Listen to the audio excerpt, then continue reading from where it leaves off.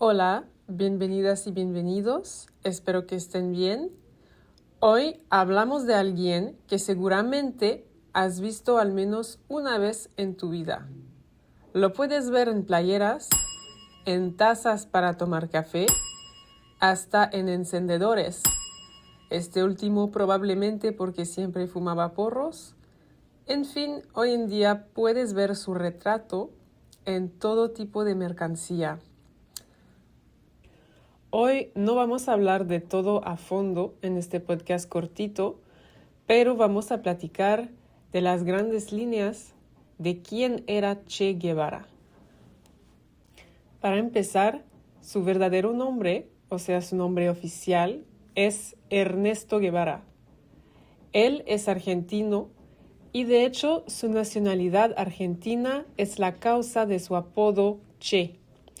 Porque, para los que no saben, la palabra che es una muletilla que usan los argentinos. Es una palabra que se usa muchas veces de forma automática al hablar y sirve para dirigirse a alguien de manera informal.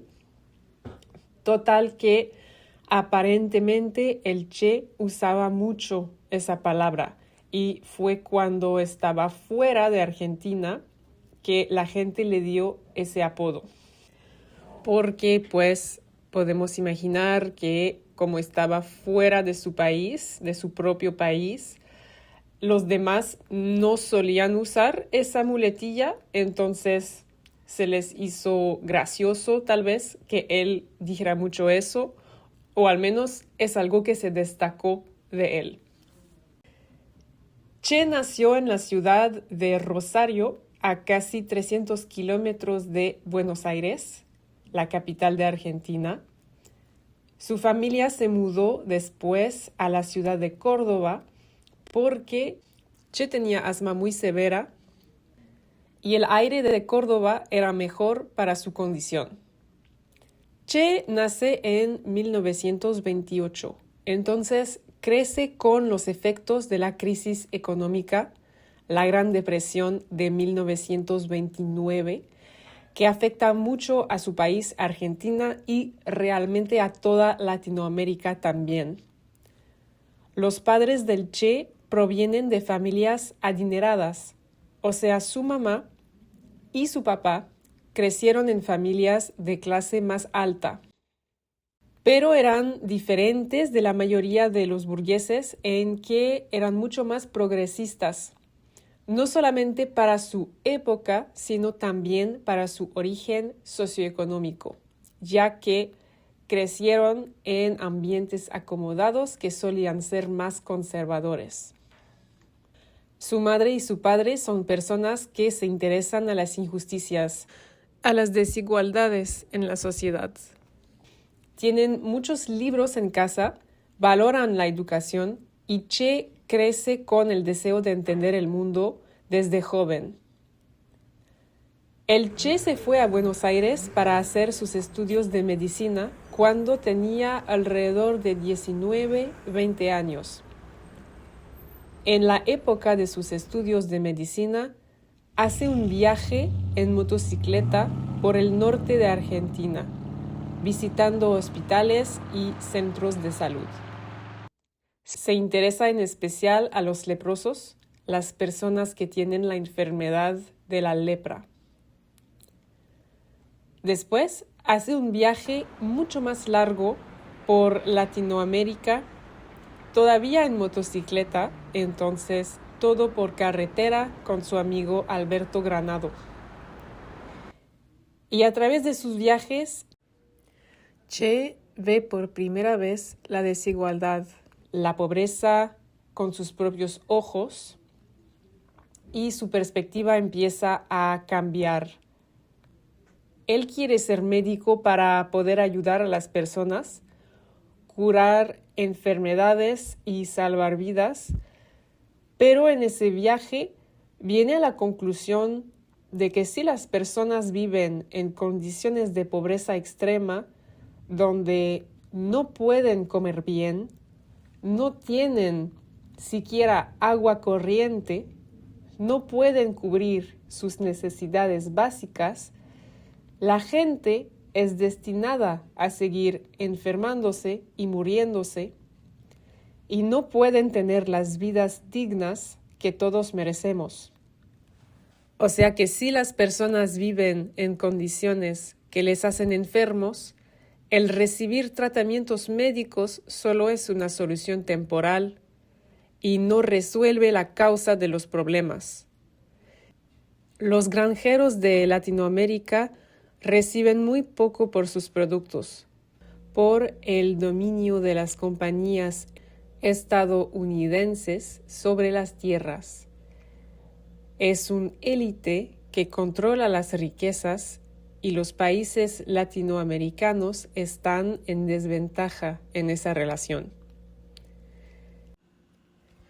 El Che está familiarizado desde hace tiempo con las ideas de Marx, Lenin y Engels, y ese viaje confirma para él que aplicar esas ideas es necesario para remediar a esa falta de recursos básicos y liberarse del imperialismo, bajo lo cual los países de Latinoamérica salen en desventaja y hace que difícilmente pueden tener una calidad de vida mejor.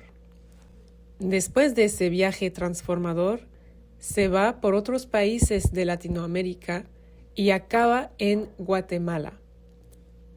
Ahí el gobierno de Jacobo Arbenz mueve las cosas. Hay movimientos marxistas y socialistas y conoce a su primera esposa, Hilda Gadea. Ahí es donde recibe su apodo de Che. Hilda contribuye a desarrollar sus ideas políticas y es por ella y sus nuevas conexiones que Che conoce finalmente a Fidel Castro en México. Cuando Che conoce al cubano exiliado Fidel Castro en México y aprende que tiene el plan de volver a Cuba para derrocar al dictador Fulgencio Batista, Che ve la oportunidad de luchar para liberar a los cubanos de la dictadura y encontrar un camino hacia una sociedad justa y libre del imperialismo. Era ese punto, la oposición al imperialismo, que los unió, el Che y Fidel, en esa misión. La dictadura de Batista era violenta. El mismo Batista tomó el poder por la violencia. Por eso los revolucionarios crearon su propio ejército para tomar Cuba de las manos del dictador. También Che tenía en mente el ejemplo de Guatemala, donde el gobierno progresista de Jacobo Arbenz fue derrocado por la violencia, por los que tenían intereses económicos en que la situación no cambiara. Entonces se dice que ser testigo del fracaso del partido en Guatemala le hizo pensar que la violencia era también necesaria para defenderse y evitar que suceda lo mismo otra vez. Entonces Che, con su grupo de revolucionarios, se prepararon a fondo con técnicas de guerrilla, que es un estilo, una estrategia de guerra, para poder vencer a las fuerzas armadas del dictador, aunque fueran un grupo mucho más pequeño que ellos. Y después de más o menos 2 años de guerrilla en la sierra, derrocaron a las fuerzas armadas de Batista, quien salió del país y se fue a esconder, y ahí es donde más se critica al Che, porque una vez que los revolucionarios tomaron el poder de la isla, mataron a personas vinculadas con Batista, en teoría personas que habían matado, torturado, en fin, hecho cosas horribles en el nombre de Batista,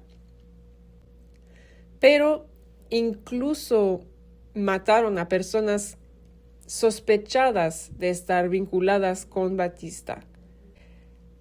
Creo que eso es la más grande crítica hacia el Che, de que ejecutó a muchas personas sin siempre pasar por un proceso legal y comprobar fuera de toda duda su culpabilidad.